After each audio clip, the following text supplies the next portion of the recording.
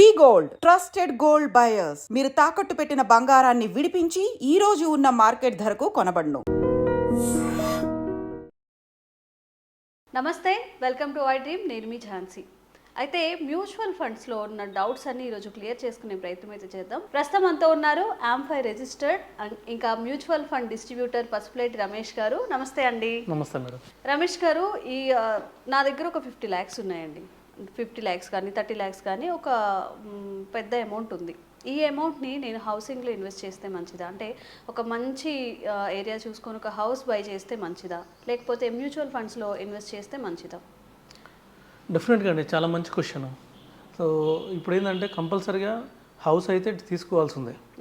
So మొత్తం అంటే house లేకుండా మొత్తం మ్యూచువల్ ఫండ్లో పెట్టమని చెప్పడం కూడా కరెక్ట్ కాదు. ఓకే. ఎందుకంటే అందరికీ ఫస్ట్ మనకు నీడ్స్ ఏంది, మనకు అవసరాలు ఏంటంటే సొంత ఇల్లు ఉండాలి, తర్వాత ఫుడ్ ఉండాలి, తర్వాత డ్రెస్సెస్, ఇవన్నీ నార్మల్ అవసరాలు. సో సొంత ఇల్లు లేనప్పుడు ఫస్ట్ ప్రయారిటీ సొంత ఇల్లే తీసుకోవాలి. సరే 50 లక్షలు ఉందన్నారు, 50 లక్షలతోటి సొంత ఇల్లు తీసుకోవాలంటే మనం కొద్దిగా అవుట్కట్స్కి వెళ్ళి మంచి గేటెడ్ కమ్యూనిటీలో అలాంటి వాటిలో తీసుకోవచ్చు 50 lakhsలో. సో అది ఒక మంచి ఆప్షన్. ఇంకోటి వచ్చేసి 50 lakhs ఒకేసారి ఇన్వెస్ట్ చేయడం కన్నా అక్కడ దానికన్నా ఒక 10 lakhs మీరు డౌన్ పేమెంట్ చేసి రిమైనింగ్ 40 lakhs లోన్ తీసుకొని వెళ్ళడం బెటర్. ఓకే. సో దానికి 2-3 కారణాలు ఉన్నాయి. ఒకటి, మీకు లోన్ తీసుకుంటే సో మీకు పడే ఇంట్రెస్ట్ వచ్చేసి 8 to 9%. ఓకే. సో 8 to 9% అనేది చాలా తక్కువ ఇంట్రెస్ట్, ఆల్మోస్ట్ 70 paisa ఇంట్రెస్ట్ కాబట్టి. సో మనకి ఇంకా వేరే లోన్స్ అనుకోండి, ఇప్పుడు మన పర్సనల్ లోన్ తీసుకున్నా కానీ లేకపోతే ఇంక ఏదైనా కానీ పెద్ద పెద్ద లోన్స్ మనం ఏది తీసుకున్నా కూడా more than 12% rate of return ఉంటాయి, అంటే 1 రూపీ ఇంట్రెస్ట్ ఉంటాయి. సో అన్నిటికన్నా తక్కువ రేట్ ఆఫ్ ఇంట్రెస్ట్ వచ్చేసి మనకి హోమ్ లోనే ఉంటుంది. ఓకే. సో 8 to 9% వస్తుంది కాబట్టి తీసేసుకోవాలి. ఇది ఒక ఆపర్చునిటీలా చూడాలి. ఇంకోటి ఏంటంటే ఇది long term loan, 20 years loan, మనం చిన్నగా కట్టుకోవచ్చు, తొందర ఏం లేదు, తక్కువ రేట్ ఆఫ్ ఇంట్రెస్ట్ కాబట్టి అక్కడ పెట్టేసి 10 lakhs అక్కడ పెట్టేసి 10 ఎందుకంటే 10 lakhs అక్కడ పెట్టేస్తే మళ్ళీ దానికి రిజిస్ట్రేషన్కి ప్లస్ కొద్దిగా రెనోవేషన్ కలిపి ఇంకో 5 lakhs ఖర్చు అవుతాయి. ఓకే. సో 50 lakhsలో మొత్తం మనం 10 lakhs అక్కడ పెట్టినా 40 lakhs ఇన్వెస్ట్ చేయలేము. ఓ 5 lakhs వచ్చేసి అడిషనల్ ఎక్స్పెన్సెస్ ఉంటాయి. సో ఇంకొక 5 lakhs వచ్చేసి ఏమైనా ఇంటీరియర్కి వాటికి ఖర్చు అవుతుంది. సో మనం వద్దనుకున్నా ఇవి అయ్యే ఖర్చులే. సో రిజిస్ట్రేషన్ ఛార్జెస్ కంపల్సరీ గవర్నమెంట్కి 7.5% ఇవ్వాలి. అంటే 50 lakhsకి 7.5% అంటే అదే 3.5 lakh అయిపోతుంది. తర్వాత లోన్ ప్రాసెసింగ్ ఫీజులని, ఇన్సూరెన్స్ కవరేజ్ అనేది ఇంకొక 1.5 lakh అయిపోతాయి అక్కడ. సో రిమైనింగ్ మనకి మిగిలేది నెట్ వచ్చి 35 lakhs మిగులుతుంది. అందులో కూడా 5 lakhs రెనోవేషన్ చేసుకుని వెళ్ళాలి. సో ఇవాళ రేపట్లో రెనోవేషన్ లేకుండా, అంటే ఎవరైనా రెంట్కి ఇవ్వాలంటేనే రెనోవేషన్ లేకుండా చేస్తున్నారు కానీ సో ఉండడానికైతే కంపల్సరీగా రెనోవేషన్కి ఇవ్వాలి. ఇంకోటి ఏంటంటే కంపల్సరీగా మనం ఉండే పని ఏదైనా ఫ్లాట్ తీసుకోవాలి. ఓకే. ఇంకెవరికైనా రెంట్కి ఇద్దామని మనం ఫ్లాట్ తీసుకొని తర్వాత మళ్ళీ అతను రెంట్కి ఇస్తాడో లేదో తెలియదు, దాని మీద ఈఎంఐలు కట్టుకుంటూ ఉండడం వేస్ట్ అంట, తెలియదు. ఇప్పుడు టెనెంట్ బిహేవియర్ మనకు తెలియదు. తర్వాత ఏమైనా టెనెంట్ మిస్బిహేవ్ చేసి ఏమైనా కోర్టు కేసాడు అనుకోండి, కోర్టు ఏం చేస్తుందంటే రెంటల్ యాక్ట్ ప్రకారం పే చేయమంటుంది. రెంటల్ యాక్ట్ ప్రకారం 5,000 10,000 ఉంటుంది రేట్ ఆఫ్ ఏదైతే అతను కట్టాల్సిన నెలకు కట్టాల్సిన రెంట్ ఉంటుందో అది 5,000 10,000 అయితే చాలా తక్కువ ఉంటుంది రెంటల్ యాక్ట్ ప్రకారం. అదే కడతాను అన్నాడు అనుకోండి, అతని బిహేవియర్ బాగాలేక, అప్పుడు మళ్ళీ మనం ప్రాబ్లమ్స్లో పడతాం. ఇంకొకటి ఏంటంటే అది 12 ఏళ్ళు కానీ రెంట్కుంటే తర్వాత అది ఫ్లాట్ నాదంటే ఆయనకే ఇచ్చేయాలి కూడా, అదొక రూల్ కూడా ఉంది. సో ఇవన్నీ ప్రాబ్లమ్స్ ఉంటాయి. అందుకని మనం ఉండే పని అయితేనే హౌస్ తీసుకోవాలి. అది కూడా ఒక 20 lakhs అటు వెళ్ళి ఇన్వెస్ట్ చేసేసి సో రిమైనింగ్ మనం కంపల్సరీ మనం 40 lakhs, రిమైనింగ్ 30 lakhs అయితే మనం లోన్కి వెళ్ళాల్సిందే కంపల్సరీ. 30 lakhs మనం లోన్కి వెళ్తే ఏమవుతుందంటే రేట్ ఆఫ్ ఇంట్రెస్ట్ మనకి 8 to 9% ప్రకారం 20 ఏళ్ళు పెట్టుకుంటే మనకు అప్రాక్సిమేట్లీ 25,000 రూపీస్ ఈఎంఐ వస్తుంది మంత్లీ. సో 25,000 ఈఎంఐ, సపోజ్ ఒక 50,000 కనుక శాలరీ ఉంటే సగం అటువైపు పోతున్నట్టుంది. డెఫినెట్గా 50,000లో 25,000 వెళ్ళొచ్చు, యావరేజ్ ఇన్కమ్. ఎందుకంటే ఇప్పుడు మనం డబుల్ బెడ్రూమ్ సిటీలో రెంట్కి తీసుకున్న 20,000 వస్తుంది, మంచిది. అంటే ఒక 1,000 ఎస్ఎఫ్టీలో ఫర్నిష్డ్, సో కొద్దిగా బాగుండాలి, కొద్దిగా మంచి కమ్యూనిటీలో ఉండాలంటే మినిమం 20,000 రూపీస్ మనం రెంట్ పే చేయాలి. దాని బదులు ఇంకో 5,000 మనం ఈఎంఐ పెట్టేసుకుంటే, మన పాకెట్ లోన్ పెట్టేసుకుంటే మనకి ఓన్ హౌస్ వచ్చేస్తుంది. ఈ స్లో కట్టుకోవచ్చు, 8% కదా. సో రిమైనింగ్ 30 lakhs వచ్చేసి కంపల్సరీగా ఇన్వెస్ట్ చేయమని సజెస్ట్ చేస్తాం. ఎందుకు ఇన్వెస్ట్ చేయమని సజెస్ట్ చేస్తామంటే మనకి మ్యూచువల్ ఫండ్లో 12% రిటర్న్ ఎక్స్పెక్ట్ చేస్తున్నాము. ఎందుకంటే ఇప్పుడు వరకు మనకు వచ్చిన ఈక్విటీ ఫండ్స్, పర్టికులర్గా ఈక్విటీ ఫండ్స్, ఇది కూడా మనం 15 ఏళ్ళు టైం పెట్టుకోవాలి. ఎందుకంటే మన లోన్ కూడా 15 to 20 years ఉంది. సో ఇది కూడా 15 years మనం టైం పెట్టుకుంటే ఇక్కడ దాకా 15 years మనం రిటర్న్ చూస్తే ఈజీగా 12% రిటర్న్ వస్తుంది. మనం కొన్ని ఫండ్స్ తీసుకొని కంపేర్ చేసుకోవచ్చు.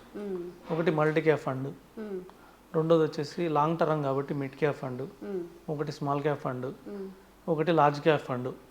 ఇలాగ 4 ఫండ్స్లో పోర్ట్ఫోలియో ఒకటి క్రియేట్ చేసుకుంటే డెఫినెట్గా మనకి 12 to 15% రిటర్న్ జనరేట్ అవుతుంది.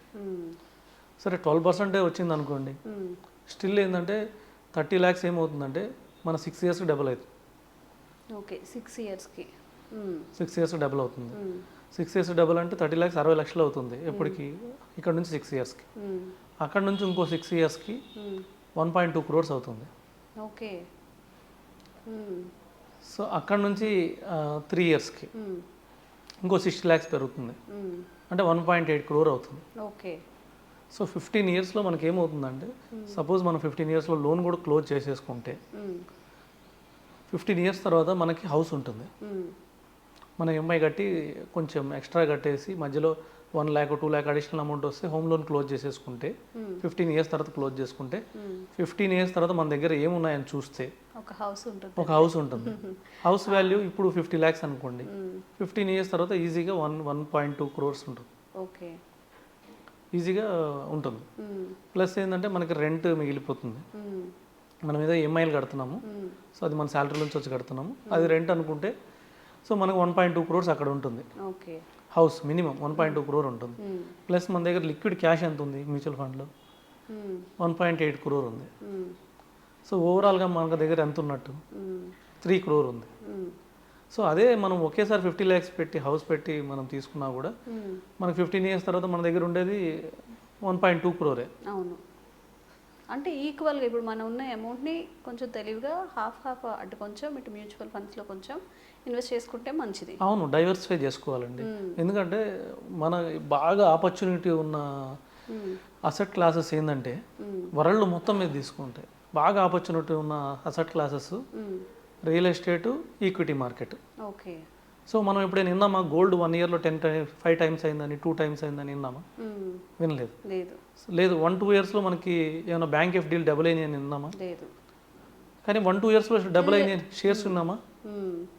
1 yearలో 2 yearsలో డబుల్ అయిన షేర్స్ చాలా ఉన్నాయి. లాస్ట్ 1 yearలోనే 3 times 4 times అని షేర్స్ చాలా ఉన్నాయి. అంటే ఈక్విటీలో ఆపర్చునిటీ గురించి చెప్తున్నా, అన్నీ అవుతాయని కాదు. మనం ఇందాక కూడా అనుకున్నాం 12% రేట్ ఆఫ్ ఎక్స్పెక్టెడ్ రిటర్న్ 6 yearsకే డబుల్ అవుతుంది. కానీ ఈక్విటీలో ఎంత ఆపర్చునిటీ అంటే కొన్నిసార్లు 1 year కూడా డబుల్ అయిపోయిన స్టాక్స్ ఉంటాయి. అంటే ఇప్పుడు ఈక్విటీ మ్యూచువల్ ఫండ్ అంటే ఈక్విటీ స్టాక్స్లోనే పెడతారు కాబట్టి కంపేర్ చేసి చెప్తున్నాం. అలాగే ల్యాండ్ కూడా చూడండి, ల్యాండ్ కానీ లేకపోతే ఫ్లాట్ చూడండి, 1 yearలో డబుల్ అయినది కూడా చూశాను నేను. మీరు కూడా చూసే ఉంటారు. సంవత్సరం క్రితం ఒక ల్యాండ్ ఫ్లాట్ ఉంటే 1 yearలో డబుల్ అయినవి మనం ఎన్నో చూసాం. సో ఎన్నో సిచ్యువేషన్స్ ఉన్నాయి. సో ఇక్కడ ఇంత ఆపర్చునిటీ ఉంది. సో 1 year 2 years 3 yearsలో డబుల్ అయ్యే ఆపర్చునిటీ వేట్లో ఉందంటే ఈక్విటీలో ఉంది. రెండోది వచ్చేసి రియల్ ఎస్టేట్లో ఉంది. సో ఎప్పుడు ఏది పెరిగిద్దో మనకు తెలియదు. ఒక్కోసారి ఈక్విటీ మార్కెట్ బాగాలేకపోతేనే రియల్ ఎస్టేట్ పెరిగిద్ది. కొన్నిసార్లు ఈక్విటీ మార్కెట్ బాగుంటే రియల్ ఎస్టేట్ పెరగదు. రెండు ఆపోజిట్లో ఉంటాయి. మళ్ళీ ఈ రెండు అసెట్ క్లాసెస్ సేమ్ టైం ఒకేసారి పెరగవు. ఎందుకంటే ఈక్విటీ మార్కెట్ బాగుంటే రియల్ ఎస్టేట్కి ఎవరు రారు. సో లిక్విడ్ అసెట్ కదా అని చెప్పి రియల్ ఎస్టేట్లో ఈక్విటీ మార్కెట్లో ఉంటారు. అదే సపోజ్ ఈక్విటీ మార్కెట్ బాగాలేదనుకోండి, ఇంకా అక్కడ బాగాలేనప్పుడు ఇంకేం చేయాలి? రియల్ ఎస్టేట్ బాగుంటుంది నెక్స్ట్ అసెట్ క్లాస్ అని చెప్పి అక్కడికి వెళ్ళే అవకాశాలు ఉన్నాయి. కాబట్టి రెండిట్లో ఇన్వెస్ట్ చేసుకోవాలి. ఇటు 1.8 crores మన ఈక్విటీలో 6 yearsకి డబుల్ అయ్యేటట్టు 12% రేట్ ఆఫ్ రిటర్న్ ప్రకారం. అలాగే హౌస్ కూడా మినిమం 10 yearsకి డబుల్ అవుతుంది. సరే 15 years తీసుకుంటే 1.2 crore అయినా కూడా మొత్తం 3 crores హ్యాపీగా ఒక అసెట్ క్రియేట్ అయిపోతుంది 15 yearsలో. సో అయిపోయింది అంటే 1.8 crores మన దగ్గర ఉంది అనుకోండి, రిటైర్ అయిపోవచ్చు హ్యాపీగా. హౌస్ ఉంది, 1.8 crore ఫండ్ ఉంది, హ్యాపీగా రిటైర్ అయిపోవచ్చు. ఏదైనా ఒక డెసిషన్ తీసుకునే ముందు కాస్త ఆలోచించి మనం ఇంకొంచెం ఎక్కువ ప్రాఫిట్స్ కానీ రిటర్న్స్ కానీ వచ్చేలాగా ప్లాన్ చేసుకుంటే మంచిది అంటారు. డెఫినెట్గా. థ్యాంక్ యూ అండి.